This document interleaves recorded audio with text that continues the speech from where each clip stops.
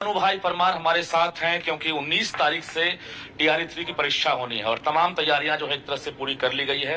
किस प्रकार की तैयारी है, इस बार क्या नया प्रयोग करने जा रहे हैं? जैसे हम लोगों ने बड़े डिटेल में आपको ब्रीफ किया है। अभी आयोग ने पहले मार्च में जो एग्ज़ाम ली थी उससे अब जो एग्ज़ाम ली है उसमें काफ़ी सारे इम्प्रूवमेंट किए हैं। जैसे मल्टी सेट से एग्ज़ाम होगी, इसका मतलब है कि एक से अधिक क्वेश्चन पेपर होंगे।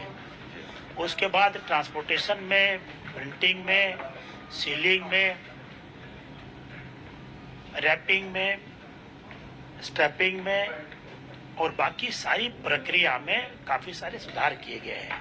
हर एक प्रक्रिया को यूनिक बनाया गया है और आगे होने वाली हर एग्ज़ाम में कोई न कोई एलिमेंट ऑफ सरप्राइज जरूर रहेगा, जिससे कि कदाचार मुक्त परीक्षा संभव हो सके। अभ्यर्थी जानना चाहते हैं कि कुल कितने सेट रहेंगे, कलर की खासियत क्या होगी, कोड होगा या नहीं, और अलग अलग सेंटर पर क्या अलग अलग सेट रहेंगे, जिले में कैसे सेट रहेंगे? ये हमने पहले भी क्लियर किया था, जो डिजिटल डायरेक्शन दिया है उसमें भी क्लियर है। 18 तारीख से लेके 22 तारीख के बीच में जो एग्जाम हो रही है उसमें अलग अलग दिन क्वेश्चन पेपर के अलग अलग कलर कोड होंगे और वो कलर कोड में से कोई एक कलर कोड को हम लोग एग्जाम के दिन डिसाइड करेंगे कि किस कलर कोड का क्वेश्चन पेपर को यूज किया जाना है। तो ये एग्जाम के 2.5 या 3 घंटा पहले ही डिसाइड हो गया, ताकि किसी भी पेपर को लीक होने की संभावना खत्म की जा सके। नॉर्मलाइजेशन कैसे करेंगे इस बार? नॉर्मलाइजेशन की पूरी प्रक्रिया नेशनल लेवल पर बहुत स्टैंडर्ड वे में की जाती है और बहुत सालों से की जा रही है। जो फार्मूला उसके नेशनल लेवल पर यूज की जाती है वही फार्मूला हम भी यूज करेंगे और अकॉर्डिंगली नॉर्मलाइजेशन करेंगे अगर आवश्यकता पड़ी तो। एग्जाम के बाद रिजल्ट का एक टारगेट होता है, रिजल्ट कब तक टारगेट रखे हैं, जारी करेंगे? क्या 65% आरक्षण कानून भी उसमें आप ऐड करेंगे? आरक्षण का प्रतिशत या आरक्षण की जो पॉलिसी है वो राज्य सरकार निर्धारित करती है और अकॉर्डिंगली आयोग रिजल्ट डिक्लेयर करता है।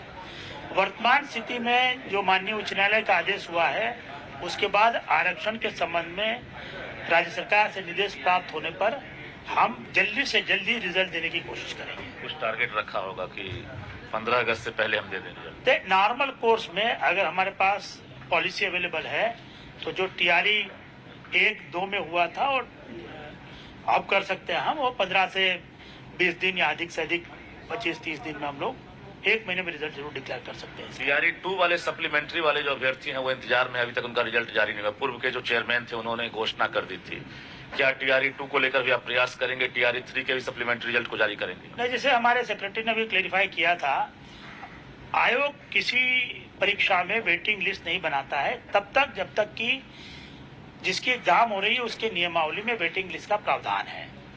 अगर वेटिंग लिस्ट का 5% का प्रावधान है तो हम हर कैटेगरी में 5% कैंडिडेट का वेटिंग लिस्ट बनाएंगे।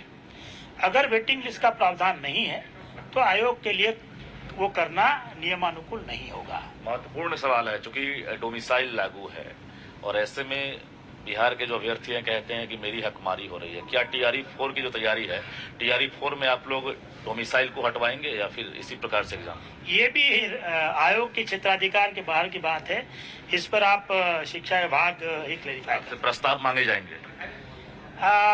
मुझे नहीं लगता आयोग से इस संबंध में प्रस्ताव मांगा जाएगा, क्योंकि एक पॉलिसी इश्यू है जो राज्य सरकार को निर्णय लेना है इसके ऊपर।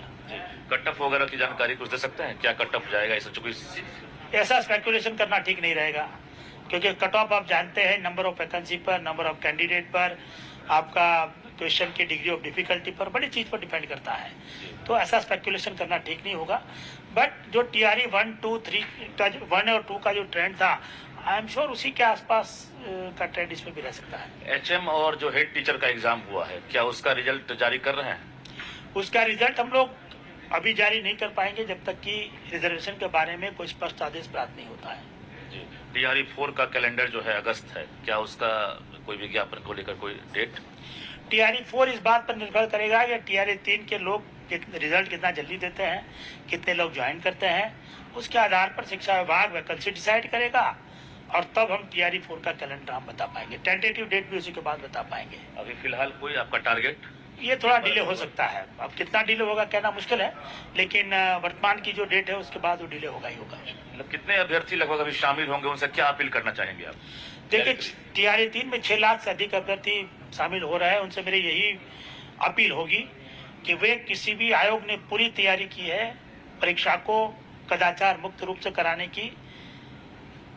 क्वेश्चन पेपर के लीक की संभावना नहीं के बराबर है, इसलिए किसी के भी झांसे में ना आए, अपना मन लगा के तैयारी करे, एग्जाम दे। अगर कोई कोशिश करता है इनको बरगलाने की, उनसे पैसा ऐंठने की, तो तुरंत पुलिस के, साइबर क्राइम के या आयोग के ध्यान में लाए, हम उस पर तुरंत कार्रवाई करेंगे। लेकिन फिर भी जो नया कानून की बात आपने की है अभी कि अगर इस तरह की हरकत कोई करता है, अगर प्रश्न पत्र लीक में शामिल होता है, वायरल करता है, उसके लिए नया प्रावधान लागू होगा, उनसे क्या कहेंगे? बहुत कड़ा प्रावधान राज्य सरकारों ने, भारत सरकार ने भी और अपने बिहार में भी सरकार लागू करने जा रही है। राष्ट्र स्तर पर तो आपने देखा होगा कुछ राज्यों में 1-1 करोड़ से भी अधिक का फाइन और 10-10 साल की सजा का प्रावधान किया गया है। आयोग के हाथ में है कि अगर कदाचार में कोई बच्चा पाया जाता है तो उनको वो आगे वाली एग्जाम के लिए डिबार कर सकता है। और आयोग निश्चित रूप से ऐसे लोग को जो कि ऐसी भ्रांति फैला रहे हैं या कदाचार में लिप्त है, वो प्रूव होने पर उनको आगे के एग्जाम के लिए डिबार कर। आखिरी सवाल, 17वीं बीपीएससी का जो कैलेंडर है वो भी लगता है कि जुलाई ही है, उसको लेकर क्या कर रहे हैं? जुलाई नहीं है, उसका 30 सितंबर का है। अगर रिजर्वेशन के इश्यू पर क्लैरिटी आ जाती है तो मुझे लगता है हम लोग वो स्टिक कर सकते हैं।